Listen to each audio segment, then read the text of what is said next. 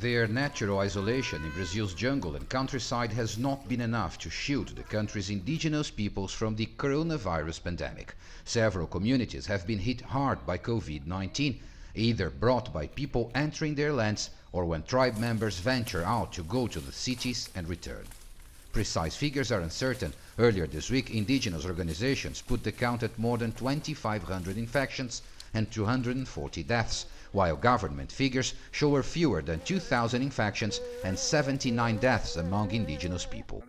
Some groups like this Kayapó are trying to defend themselves by shutting roads leading in and out of the villages. This week we decided to block the road, to stay in the village to avoid the new coronavirus entering our lands. But leaders say this is not enough, as illegal loggers and goat diggers are still finding ways to get in and out of indigenous lands. There are more than 20,000 gold diggers in Yanomami land. This is very dangerous. Gold diggers are taking this disease to our territories.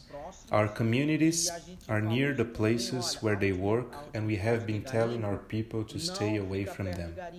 The concerns are not only with the villages deep in the jungle. Indigenous groups living in urban settings are also taking steps to protect themselves against the pandemic. Thus, Guarani Mibia village in the outskirts of São Paulo is virtually sealed off. Members only go out if absolutely necessary. And a sign here on their gates warns that because of the pandemic, all outside visits are suspended.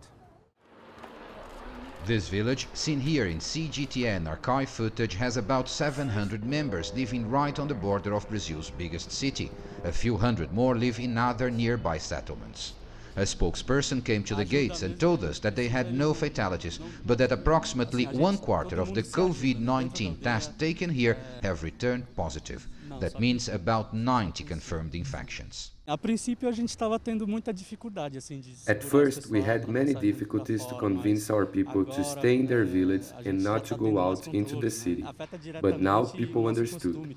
This pandemic is directly affecting our customs because we live in a very collective way, sharing things among us.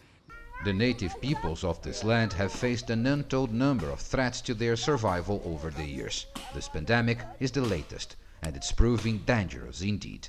Paulo Cabral, CGTN, São Paulo.